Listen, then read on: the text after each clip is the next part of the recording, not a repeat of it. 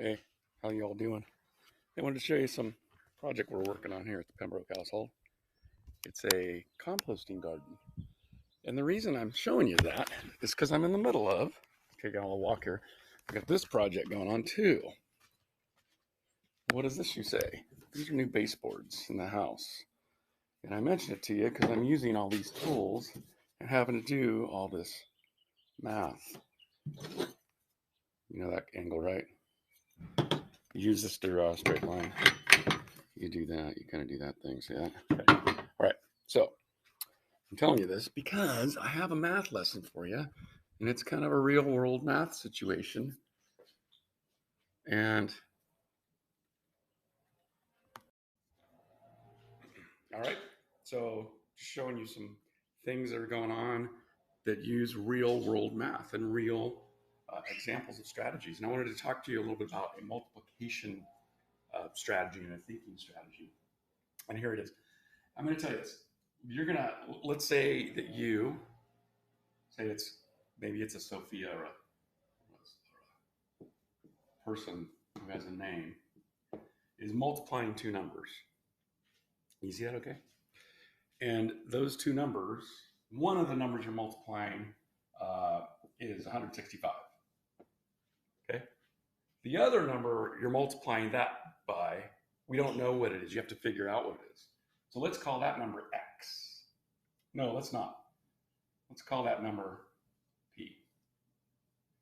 So we're multiplying by P. And here's the rules on this. P is greater than 0, but P is also less than 10.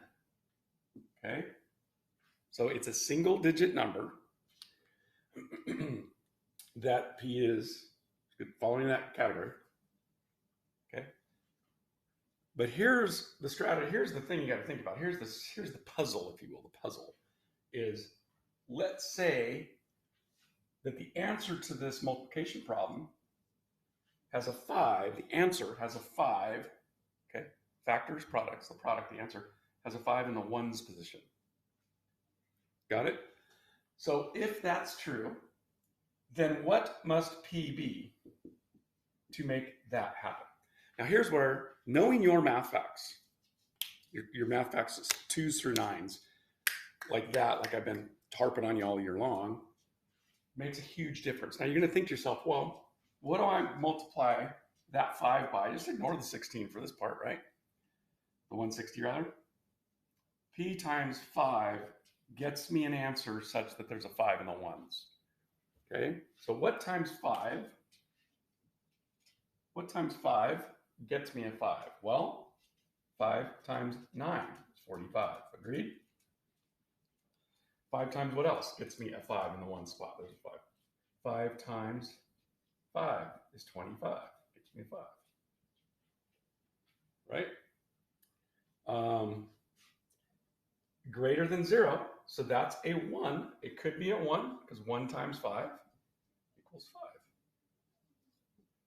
2 times 5 is 10. 3 times 5 is, see how I'm doing this strategy-wise? Just thinking. 3 times 5 is 15. 4 times 5 is 20. 5 times 5 we used. 6 times 5 is 30. 7 times 5 is 35. 5 in the one spot. 8 times 5 is 40. 9 times 5 we used, and that's it. That's all the digits true. So there is then a 9 can be used.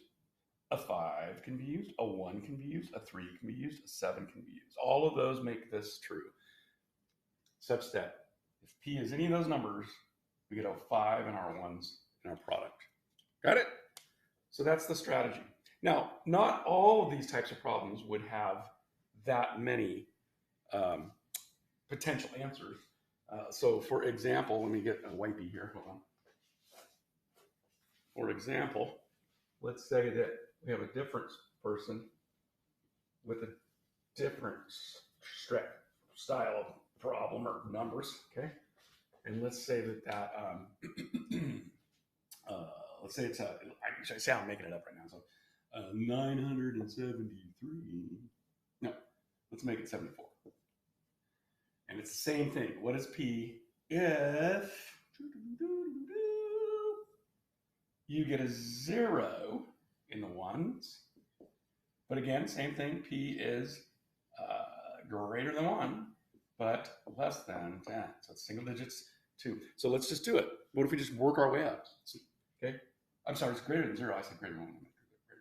I apologize. So, but you're going to get a 0 in your ones position. So, well, it's not 1. 1 times 4 is 4, so that's not going to work. 2 is 8. 3 is 12. 4 is 16. 5 is 20. Aha. Aha. So a 5 works. Does a 6 works? 24.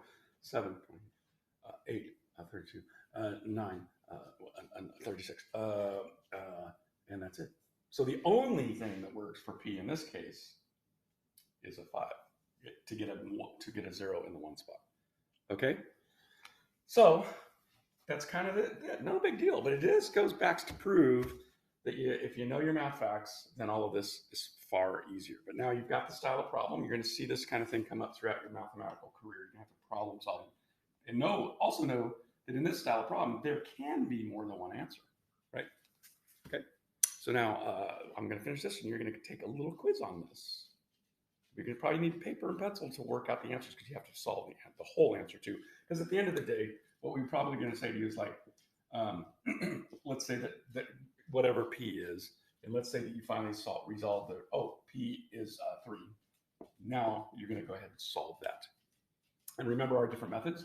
Partial products is 3 times 6, 3 times 30, and 3 times 500, and then add them together. You could do area model. We've worked on that quite a lot. You got 500 here, 30 here, and a 6 here, multiply it by 3. Same style. Or you can do the regroup of 3 times and take up your 10 from your 18 up into the tens column to add it on after you go 3 times 3. Right? So 3 basic methods for multiplying to get complete answers. Okay, but knowing your math facts. If you don't know your math facts super quick, 7 times 5 kind of stuff like that to get 35, then keep practicing that. Practice, because all of math is easier with math facts.